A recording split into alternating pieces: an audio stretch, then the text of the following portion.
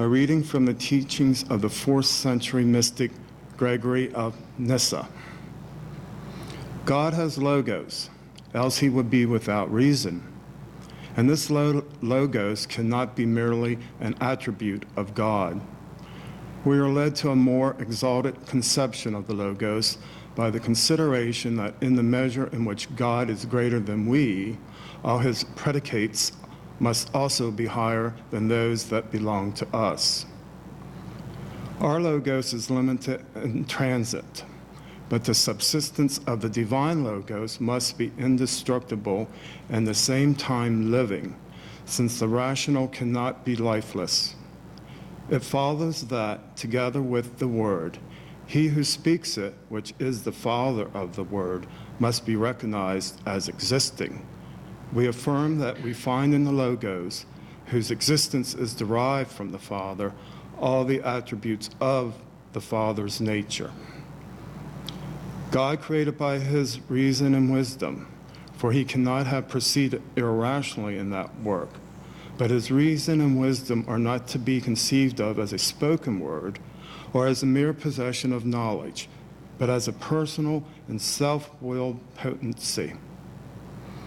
If the entire cosmos was created by this second divine personage, then certainly was humanity also thus created, yet not because of any necessity, but from superabounding love, that there might exist a being who could participate in the divine perfections. If humans are to be receptive to these perfections, it is necessary that human nature should contain an element akin to God, and in particular they should be immortal. Thus, then, when humanity created in the image of God, they could not therefore be without gifts of freedom, independence, and self-determination. And humanity's participation in the divine gifts was consequently made dependent on virtue. Owing to this freedom, they could decide in favor of evil, which cannot have its origin in the divine will, but only in our inner selves.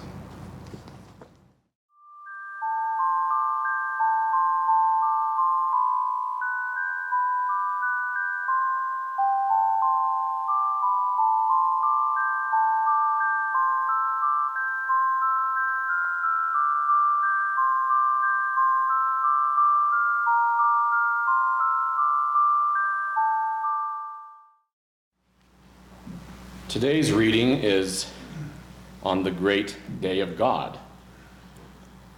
Then the voice said to the man, "Man was created in the image of God. Man was given a body of light, immortal and everlasting. And man was given consciousness and understanding. And God intended that man share in the creation. But man, wishing to be as God, to know all things and to move the creation as an equal with God, deviated from the way, violating the laws imposed upon him. For man did not wish to obey the laws of creation. While receiving the gift of life, man wished to dominate the giver of life. And because of this, man fell from grace and descended into matter. But being all good, God would restore the world to light as a final act of redemption, and he would not that this light be darkened by unrighteousness. Therefore, the Son of Righteousness shall burn bright in the heavens. For evil men will think dark thoughts and oppose the coming of God's light, and God shall judge them by the light thereof. For his word shall burn brighter than a fire. And unrighteous men and their works shall be burned by this fire until their minds and spirits are purified, and then shall they have knowledge of God." Holy books recorded the prophecy of this event.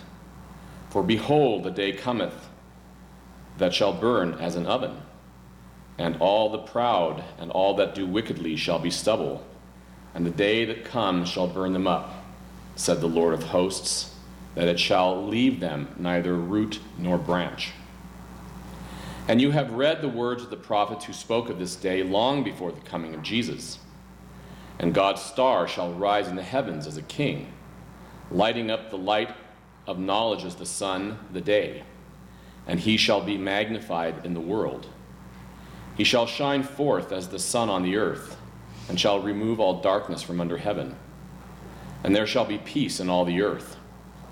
The heavens shall exult in his days, and the earth shall be glad, and the clouds shall rejoice. And the knowledge of the Lord shall be poured forth upon the earth as the water of the seas. And you have also read, when all creation, visible and invisible, as the Lord created it, shall end, then everyone goes to the great judgment. And then all time shall perish, and the years, and thenceforward there will be neither months, nor days, nor hours. They will be stuck together and will not be counted. There will be one eon, and all the righteous who shall escape the Lord's great judgment shall be collected in the great eon. For the righteous, the great eon will begin, and they will live eternally. And then too, there will be amongst them neither labor, nor sickness, nor humiliation, nor anxiety, nor need, nor violence, nor night, nor darkness, but great light. And the prophets of old said that in the final age God shall judge the lords of the earth, the rulers and leaders of mankind, and all those who turn from the light of his goodness. And it was prophesied that the sun would be darkened, and the moon give of its light, and the stars would fall from heaven, and the powers of the heavens would be shaken when God would establish his kingdom of light, and the righteous would shine as the sun. And some men feared this event, and others have scoffed at it, disbelieving the ancient prophets that they were informed of future events. But I say unto the races of man that God's light shall save the world from a very dark rule, when man shall be under the powers of darkness and oppressed by war and tribulation, unlike anything the world has ever known. And the coming forth of God's light, filled with knowledge and love, shall be for the redemption and salvation of the human family.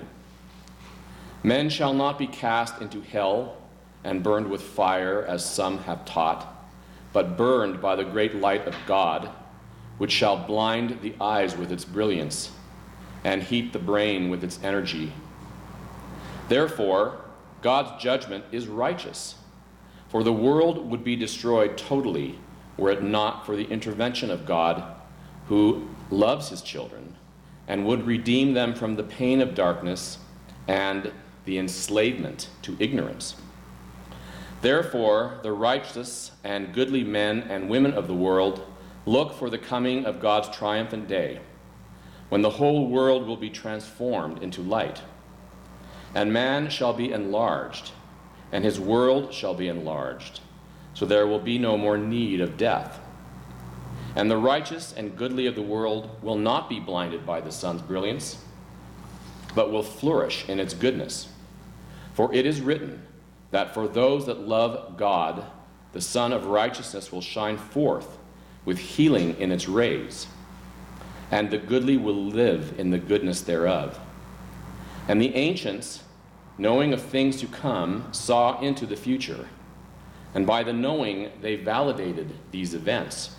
For no one can see that which has not or will not transpire.